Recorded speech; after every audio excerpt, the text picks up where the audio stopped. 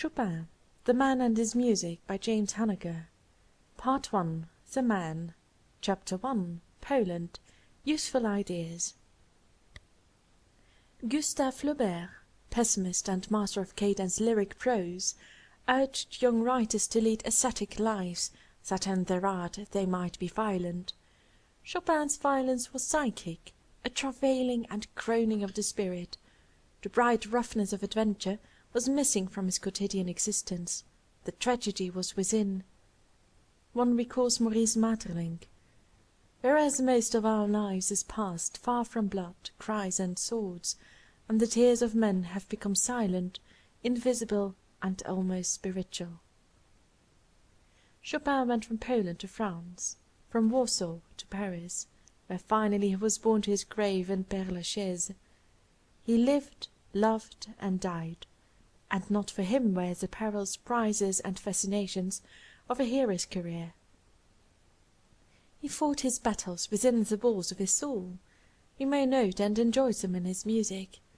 His outward state was not niggardly of incident, though his inner life was richer, nourished as it was in the silence and the profound unrest of a being that irritably resented every intrusion. There were events that left ineradicable impressions upon his nature, upon his work.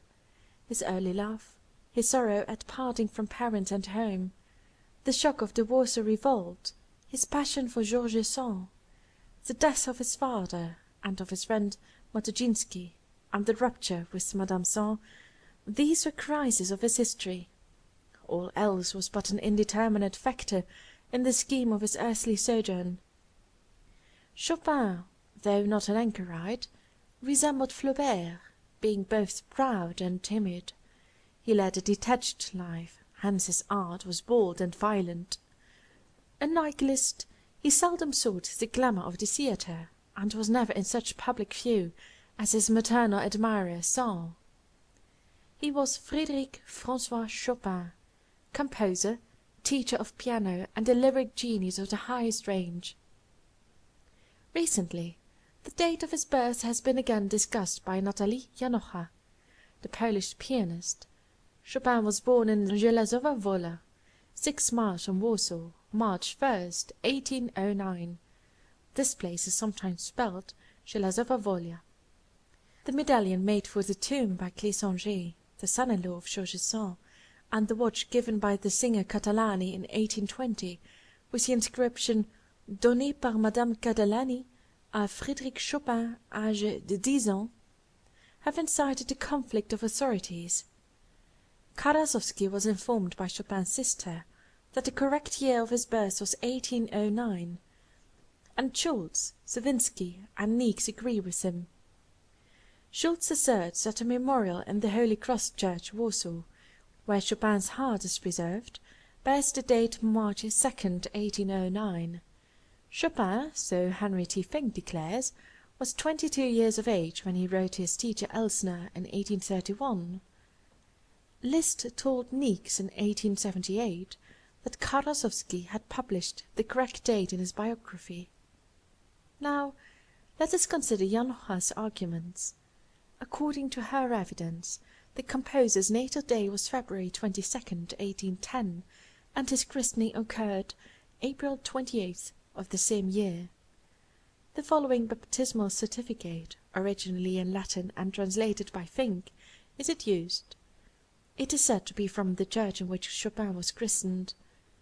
I, the above, have performed the ceremony of baptizing in water a boy with the double name Frédéric Francois on the 22nd day of February, son of the musicians Nicolas Chopin, a Frenchman, and Justina de Krzyżanowska, his legal spouse.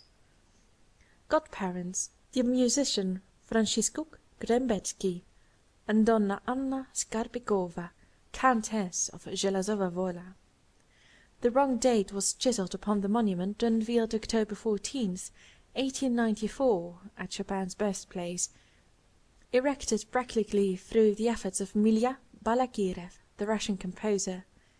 Janocha, whose father founded the Warsaw Conservatory, informed Fink that a later date has also been put on other monuments in Poland.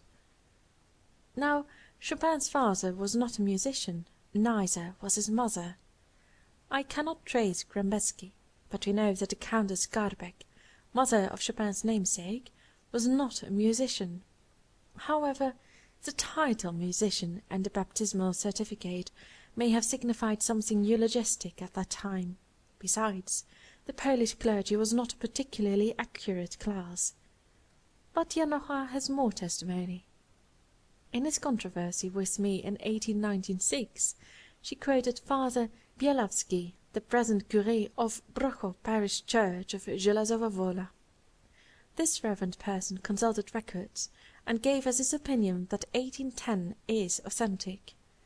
Nevertheless, the biography of Wojcinski and the statement of the Chopin family contradict him.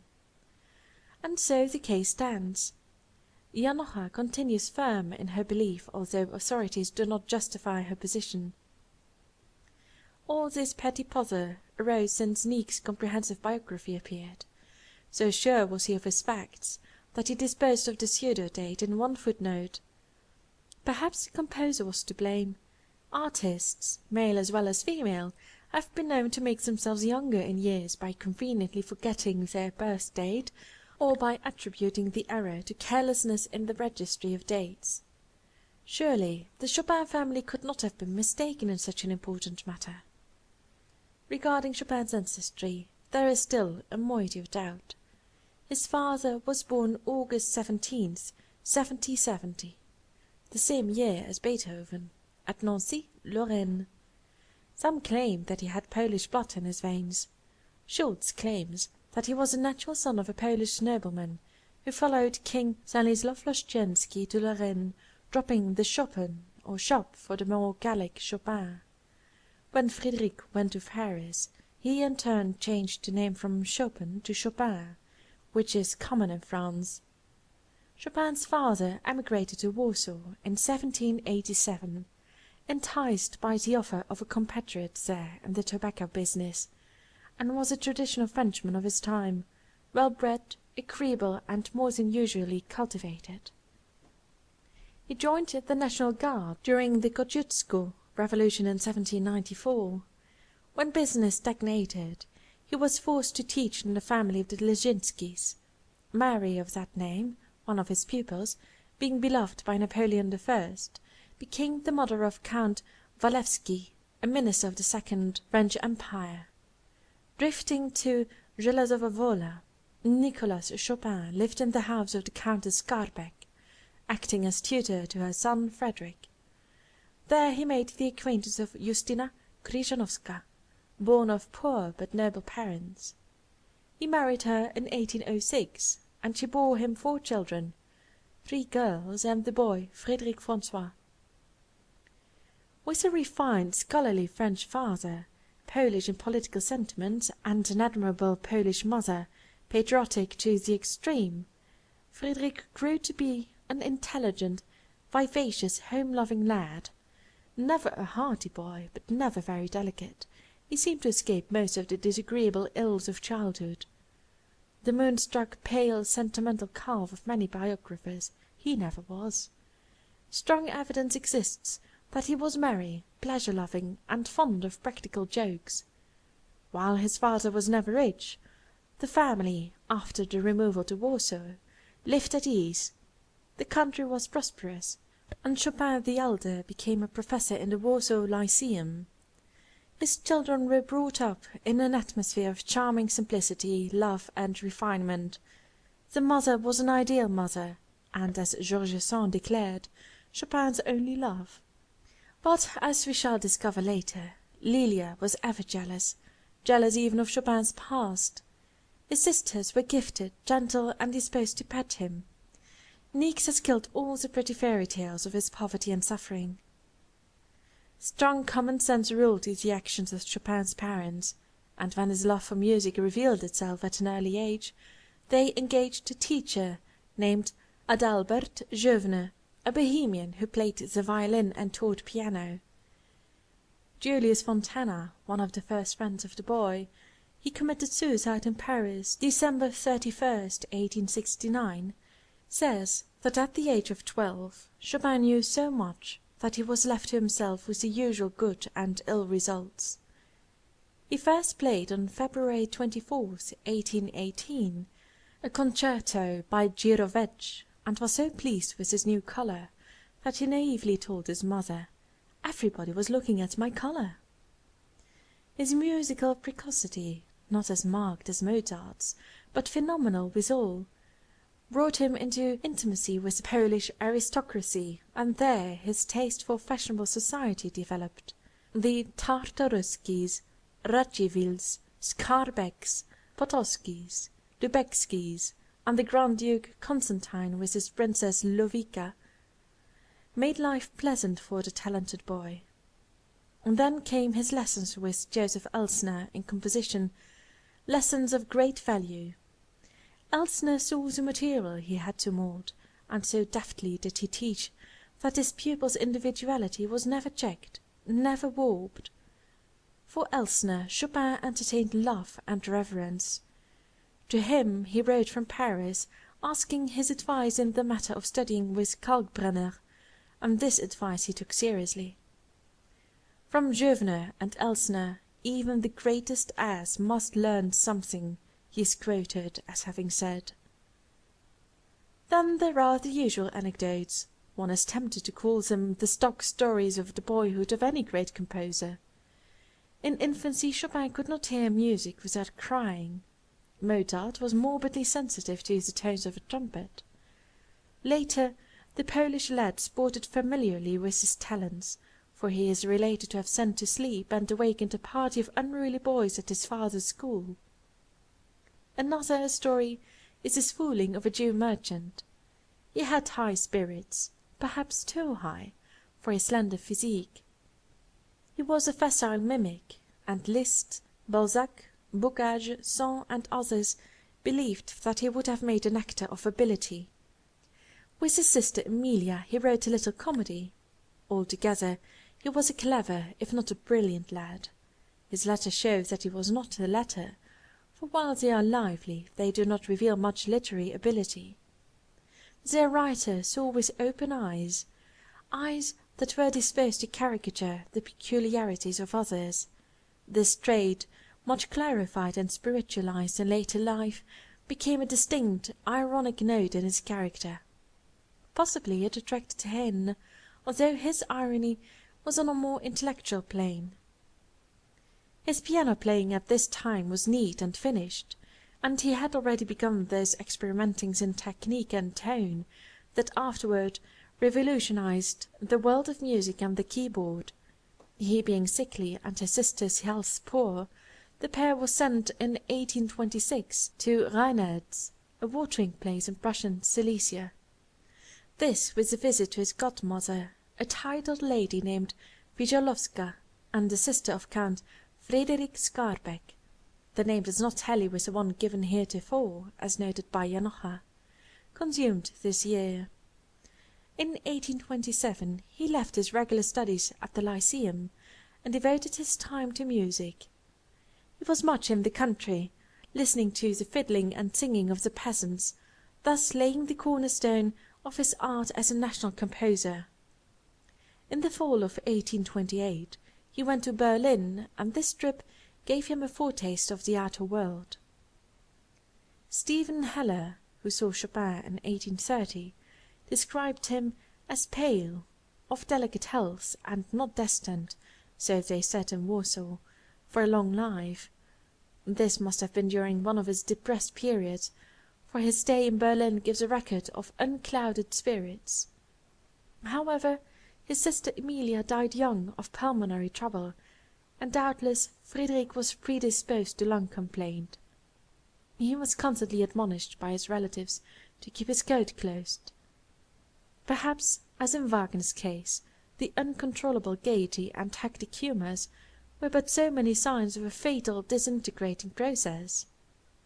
Wagner outlived them until the scriptural age, but Chopin succumbed when grief, disappointment, and intense feeling had undermined him. For the dissipations of the average sensual man he had an abiding contempt. He never smoked, in fact disliked it. His friend Sand differed greatly in this respect, and one of the saddest anecdotes related by de Lenz accuses her of calling for a match to light a cigar. "Frederick, un fidibus," she commanded, and Frederick obeyed.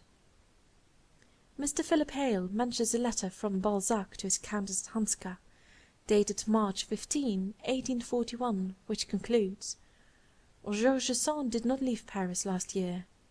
She lives at Rue Pigalle, No. 16. Chopin is always there. Elle ne fume que des cigarettes et pas autre chose."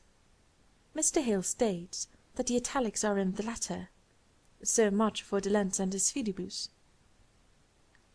I am impelled here to quote from Mr. Ernest Newman's study of Wagner, because Chopin's exaltation of spirits, alternating with irritability and intense depression, were duplicated in Wagner. Mr. Newman writes of Wagner: "There have been few men in whom the torch of life has burned so fiercely. In his early days he seems to have had that gauge of temperament and that apparently boundless energy which men in his case, as in that of Heine, Nietzsche, Amiel, and others, have wrongly assumed to be the outcome of harmonious physical and mental health. There is a pathetic exception in the outward lives of so many men and genius, the bloom being, to the instructed eye, only the indication of some subtle nervous derangement, only the forerunner of decay." The overmastering cerebral agitation that obsessed Wagner's life was, as with Chopin, a symptom, not a sickness, but in the latter it had not yet assumed a sinister turn. Chopin's 14 days in Berlin, he went there under the protection of his father's friend, Professor Jarosky, to attend the great scientific congress, were full of joy unrestrained. The pair left Warsaw September 9th, 1828, and after 5 days' travel in a diligence arrived at Berlin. This was a period of leisure travelling and living.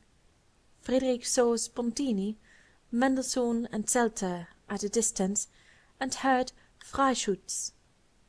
He attended the congress and made sport of the scientists, Alexander von Humboldt included. On the way home they stopped at a place called Zwickau, and Chopin improvised some Polish airs so charmingly that the stage was delayed, all hands turning in to listen. This is another of the anecdotes of honorable antiquity. Count Tarnowski relates that Chopin left Warsaw with a light heart, with a mind full of ideas, perhaps full of dreams of fame and happiness. "I have only 20 kreutzers in my pockets," he writes in his notebook, "and it seems to me that I am richer than Arthur Potocki, whom I met only a moment ago.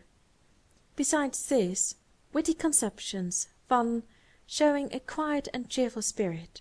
For example, may it be permitted to me to sign myself as belonging to the circle of your friends, F. Chopin.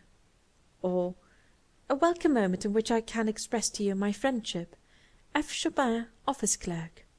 Or again, ah, my most lordly sir, I do not myself yet understand the joy which I feel on entering the circle of your real friends, F. Chopin, penniless." These letters have a Micawber ring, that they indicate Chopin's love of jest. Sikorski tells the story of the lad's improvising in church, so that the priest, choir, and congregation were forgotten by him. The travellers arrived at Warsaw, October 6th, after staying a few days in Posen, where the Prince Radziwill lived. Here Chopin played in private. This prince-composer, despite what Liszt wrote, did not contribute a penny to the youth's musical education, though he always treated him in a sympathetic manner. Hummel and Paganini visited Warsaw in 1829.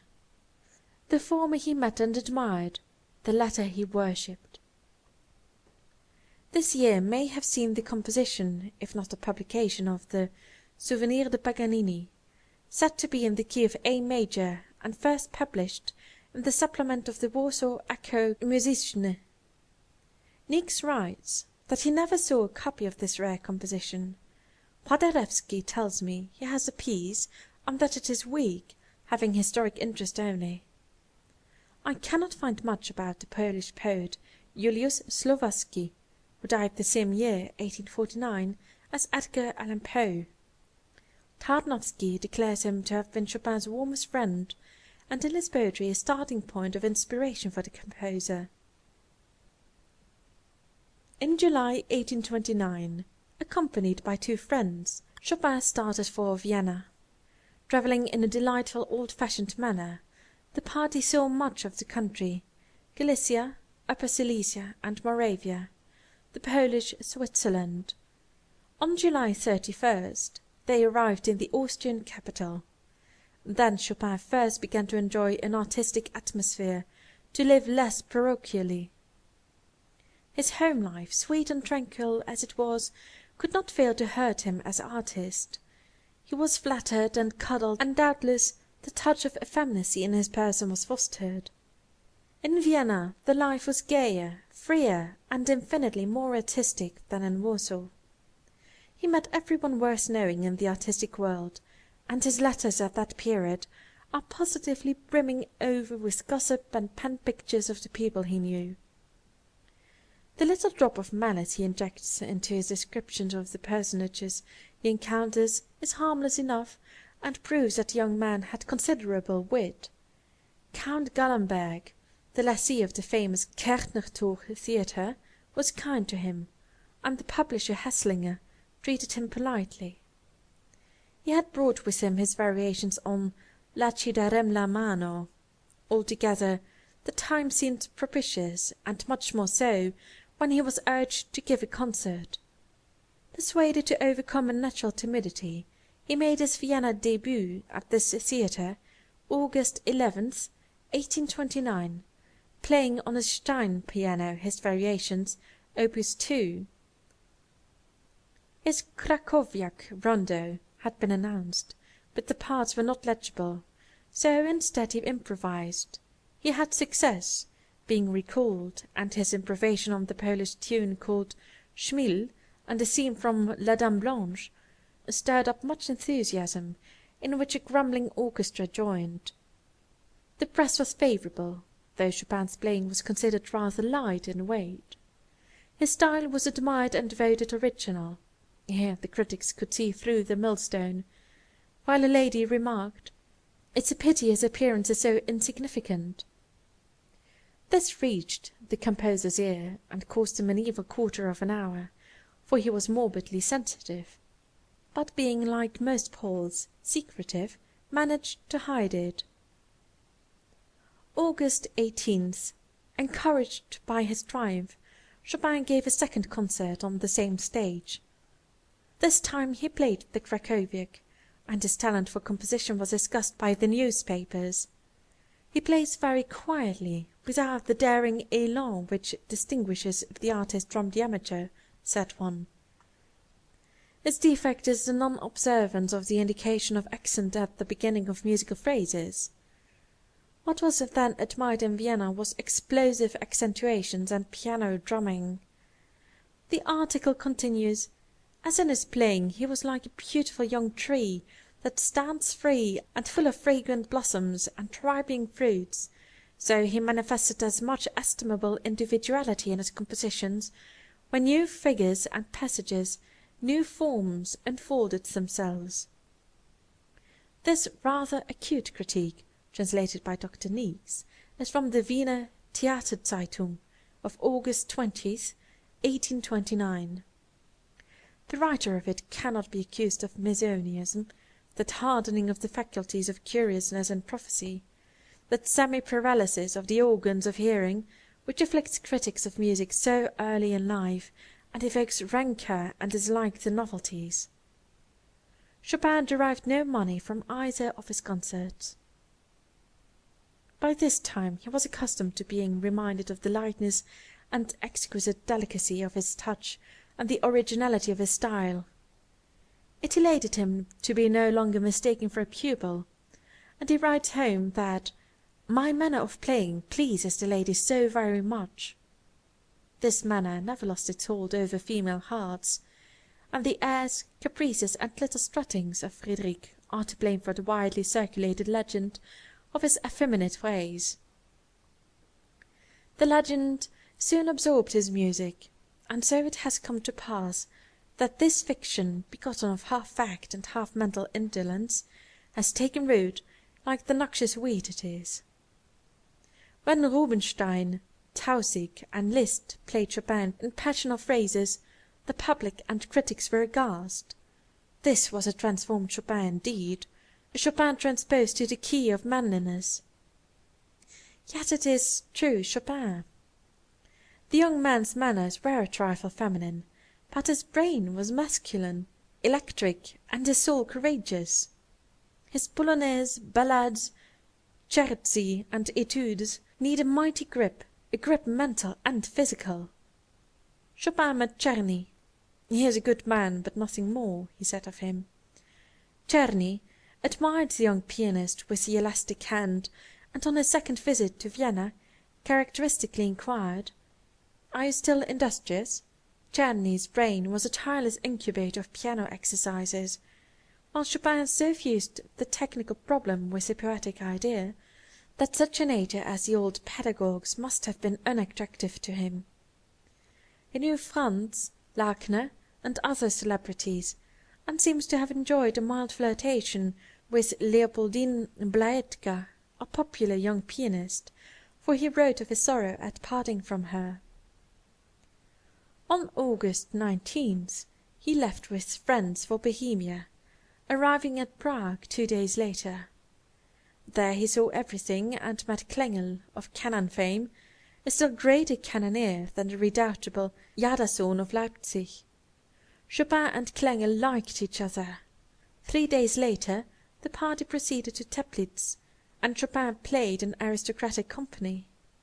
He reached Dresden August 26th, heard Spohr's Faust, and met Kapellmeister Morlacki, that same Morlacki whom Wagner succeeded as a conductor January 10th, 1843, vide Finck's Wagner.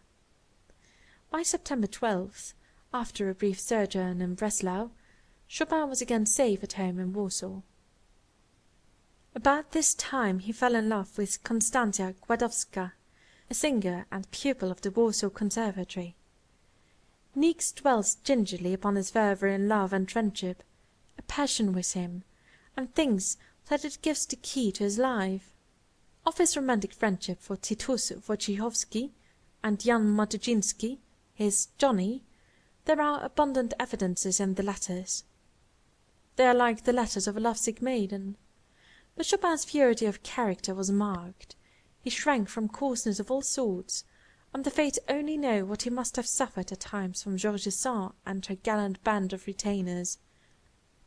To this impressionable man, Parisian badinage, not to call it anything stronger, was positively antipathetical.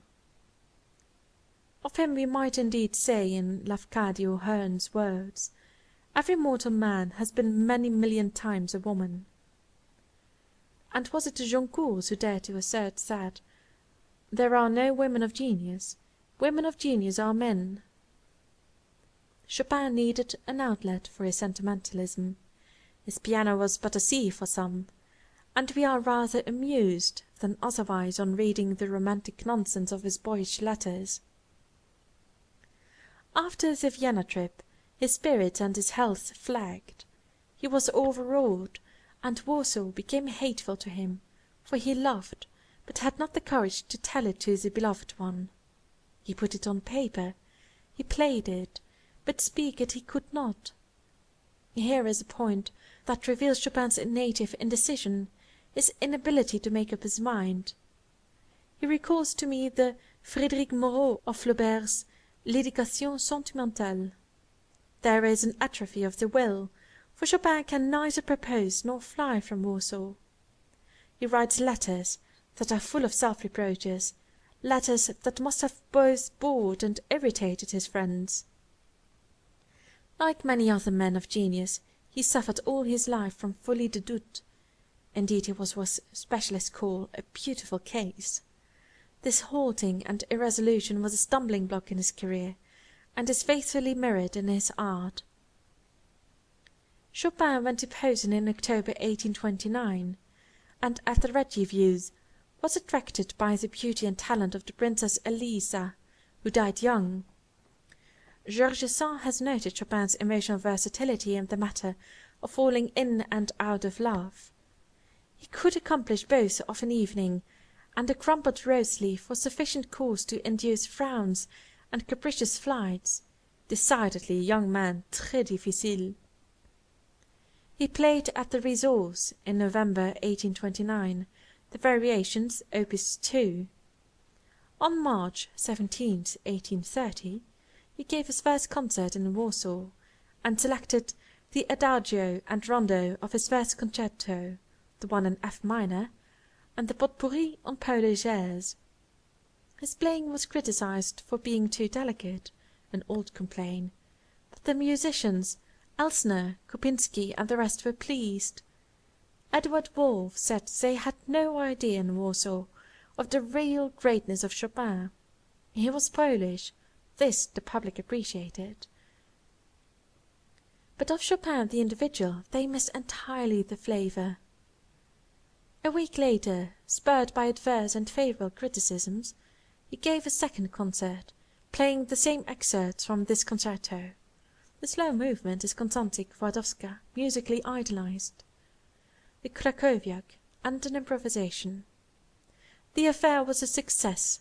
From these concerts he cleared $600, not a small sum in those days for an unknown virtuoso. A sonnet was printed in his honor. Champagne was offered him by an enthusiastic Paris-bred, but not born, pianist named Dunst, who for this act will live in all chronicles of piano playing. Worse still, Orlowski served up the themes of his concerto into Mazurkas, and had the impudence to publish them. Then came the last blow. He was asked by a music seller for his portrait, which he refused, having no desire, he said with a shiver, to see his face on cheese and butter wrappers. Some of the criticisms were glowing, others absurd, as criticisms occasionally are. Chopin wrote to Titus the same rhapsodical protestations, and finally declared in meticulous peevishness, "I will no longer read what people write about me." This has a familiar ring of the true artist who cares nothing for the newspapers, but reads them religiously after his own and his rivals' concerts. Chopin heard Henrietta Sontag with great joy. He was ever a lover and a connoisseur of singing.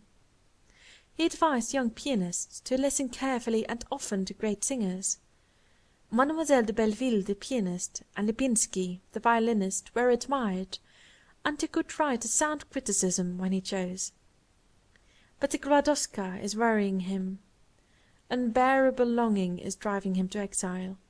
He attends her debut as Agnès Imper's opera of that title, and writes a complete description of the important function to Titus, who is at his country seat where Chopin visits him betimes. Agitated, he thinks of going to Berlin or Vienna, but after much philandering remains in Warsaw. On October 11, 1830, following many preparations and much emotional shilly-shallying, Chopin gave his third and last Warsaw concert. He played the E minor concerto for the first time in public, but not in sequence. The first and last two movements were separated by an aria, such being the custom of those days. Later he gave the Fantasia on Polish airs. Best of all for him, Miss Godowska sang a Rossini air, wore a white dress and roses in her hair, and was charmingly beautiful. Thus Chopin, and the details have all the relevancy of a male besieged by Don Cupid. Chopin must have played well, he said so himself, and he was always a cautious self-critic, despite his pride. His vanity and girlishness peep out in his recital by the response to a quartet of recalls.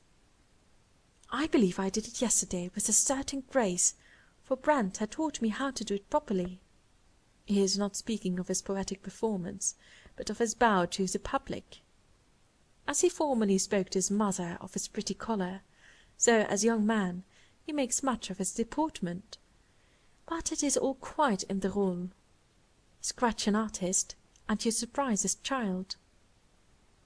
Of course, Constantia sang wonderfully. Her low B came out so magnificently that Zielinski declared it alone was worth 1,000 ducats. Ah, these enamoured ones! Chopin left Warsaw November 1st, 1830, for Vienna, and without declaring his love. Or was he a rejected suitor? History is dumb. He never saw his Godowska again, for he did not return to Warsaw. The lady was married in 1832, preferring a solid certainty to nebulous genius, to Joseph Grabowski, a merchant at Warsaw. Her husband, so says a romantic biographer, Count Wojcinski, became blind. Perhaps even a blind country gentleman was preferable to a lachrymose pianist. Chopin must have heard of the attachment in 1831. Her name almost disappears from his correspondence. Time as well as other nails drove from his memory her image. If she was fickle, he was inconstant. And so let us waste no pity on this episode, over which lakes of tears have been shed and rivers of ink have been spilled. Chopin was accompanied by Elsner and a party of friends as far as Wola, a short distance from Warsaw. There the pupils of the conservatory sang a cantate by Elsner, and after a banquet he was given a silver goblet filled with Polish earth, being adjured, so Karasowski relates, never to forget his country or his friends wherever he might wander. Chopin, his heart full of sorrow, left home, parents, friends, and ideal, severed with his youth, and went forth into the world with a keyboard and a brain full of beautiful music as his only weapons. At Kalitz he was joined by the faithful Titus, and the two went to Breslau, where they spent 4 days, going to the theatre and listening to music. Chopin played, quite impromptu, 2 movements of his E minor concerto, supplanting a tremulous amateur. In Dresden, where they arrived November 10th, they enjoyed themselves with music. Chopin went to a soirée at Dr. Kreisig's, and was overwhelmed at the sight of a circle of dames armed with knitting needles, which they used during the intervals of music-making in the most formidable manner. He heard Auber and Rossini operas, and Rolla, the Italian violinist, and listened with delight to Dotzauer and Kummer, the violoncellists, the cello being an instrument for which he had a consuming affection. Rubini, the brother of the great tenor, he met, and was promised important letters of introduction if he desired to visit Italy. He saw Klengel again, who told the young Pole, thereby pleasing him very much, that his playing was like John Field's. Prague was also visited, and he arrived at Vienna in November. There he confidently expected a repetition of his former successes, but was disappointed. Haslinger received him coldly, and refused to print his variations or concerto unless he got them for nothing. Chopin's first brush with the hated tribe of publishers begins here, and he adopts as his motto the pleasing device, "Pay, thou animal," a motto he strictly adhered to. In money matters Chopin was very particular. The bulk of his extant correspondence is devoted to the exposure of the ways and wiles of music publishers. Animal is the mildest term he applies to them, Jew the most frequent objurgation. After all, Chopin was very Polish. He missed his friends, the Blahetkas, who had gone to Stuttgart, and altogether did not find things so promising as formerly. No profitable engagement could be secured, and to cap his misery, Titus, his other self, left him to join the revolutionists in Poland November 30th. His letters reflect his mental agitation and terror over his parents' safety. 1,000 times he thought of renouncing his artistic ambitions and rushing to Poland to fight for his country. He never did, and his indecision, it was not cowardice, is our gain. Chopin put his patriotism, his wrath, and his heroism into his Polonaises. That is why we have them now, instead of Chopin having been the target of some black-browed Russian. Chopin was psychically brave. Let us not cavil at the almost miraculous delicacy of his organization. He wrote letters to his parents and to Matuszynski, but they are not despairing, at least not to the former. He pretended gaiety, and had great hopes for the future, for he was living entirely on means supplied him by his father. News of Constantia gladdened him, and he decided to go to Italy, but the revolution early in 1831 decided him for France.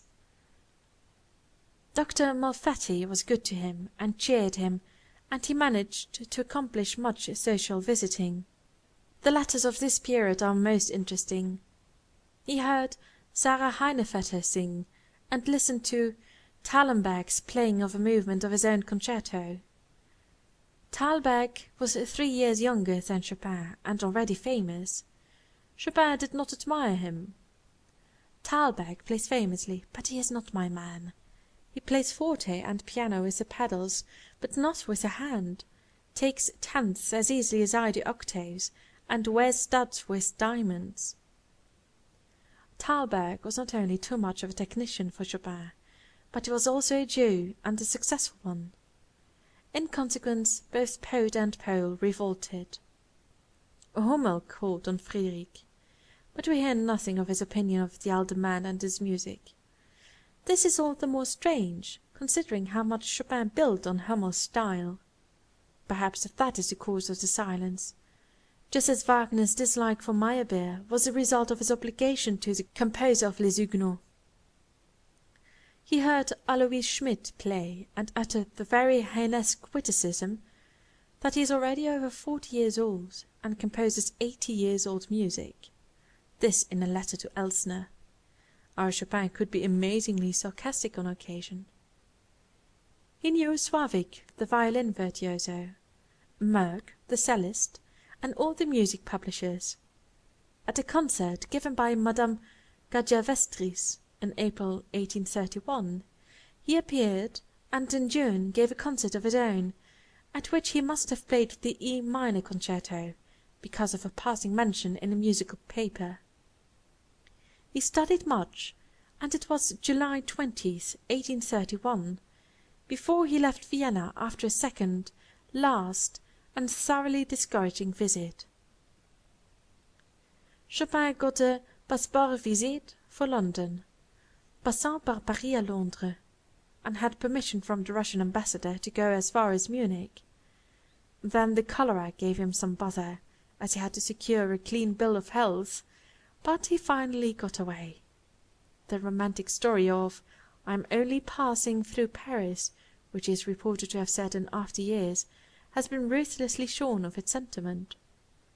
At Munich he played the second concerto, and pleased greatly, but he did not remain in the Bavarian capital, hastening to Stuttgart, where he heard of the capture of Warsaw by the Russians, September 8th, 1831.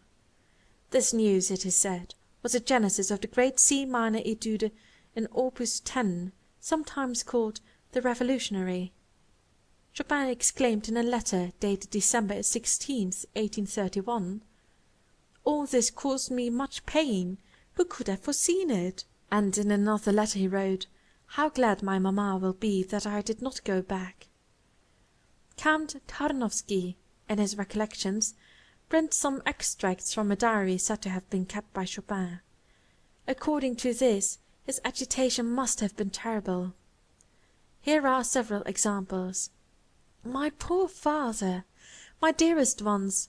Perhaps they hunger. Maybe he has not anything to buy bread for mother. Perhaps my sisters have fallen victims to the fury of Muscovite soldiers. Oh, father, is this the consolation of your old age? Mother, poor suffering mother, is it for this you outlived your daughter? And I here unoccupied, and I am here with empty hands. Sometimes I groan, suffer, and despair at the piano. O God, move the earth, that it may swallow the humanity of the century. May the most cruel fortune fall upon the French, that they did not come to our aid." All this sounded a trifle melodramatic, and quite unlike Chopin. He did not go to Warsaw. but started for France at the end of September, arriving early in October, 1831. Poland's downfall had aroused him from his apathy, even if it sent him further from her. This journey, as Liszt declares, settled his fate. Chopin was 22 years old when he reached Paris. End of Chapter 1.